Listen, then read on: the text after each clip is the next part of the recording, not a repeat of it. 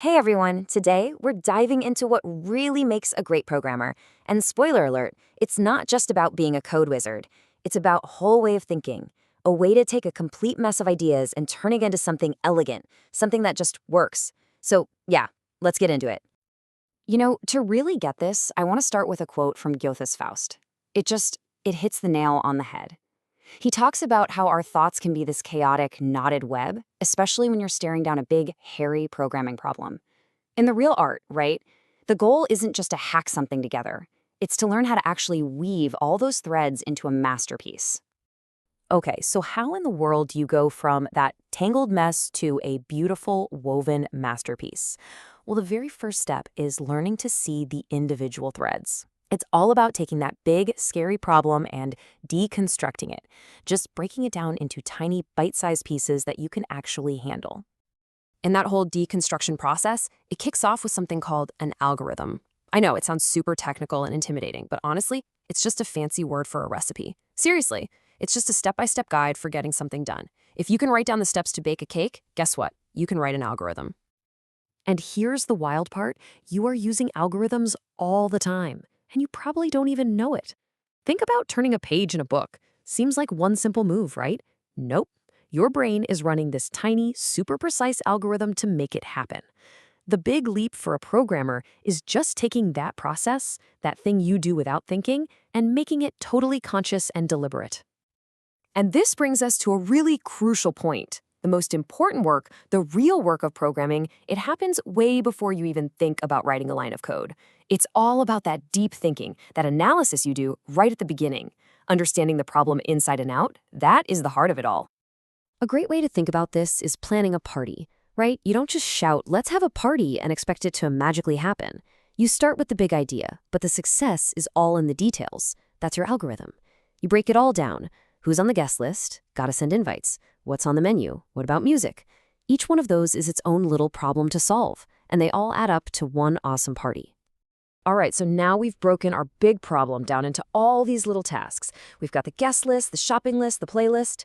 But now what? We have to organize them, right? We need a place for everything. Otherwise, all our small solutions just create a whole new kind of chaos.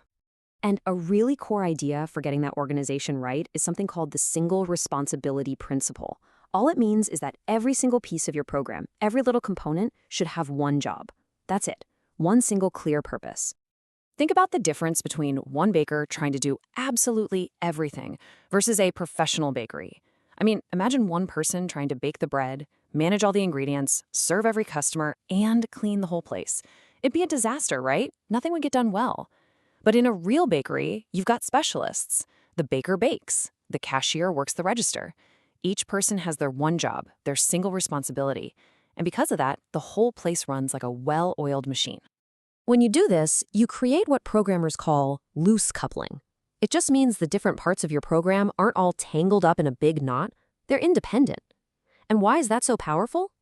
Well, it means you can change one part.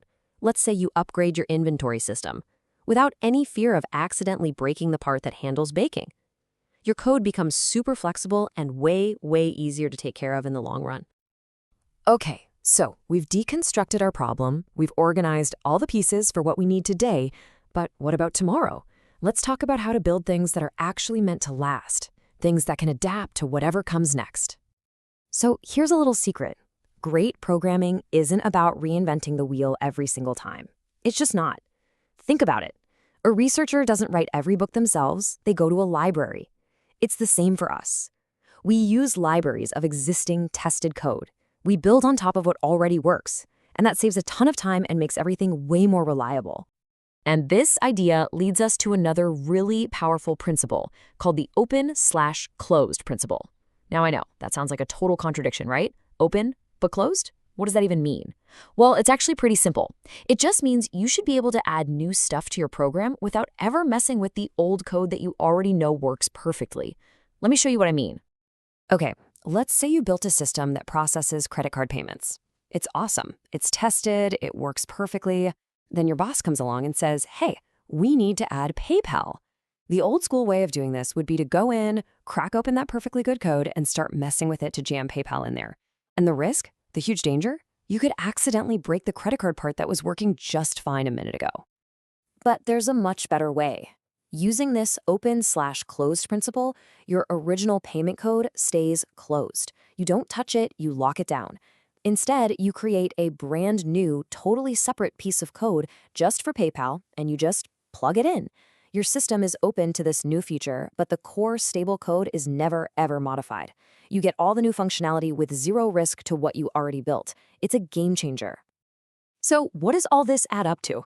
Breaking problems down, giving every piece one job, building for the future. This isn't just a random list of rules. It's a whole structured way of thinking. It's a specific approach to solving problems, and we can call it the programmer's mindset.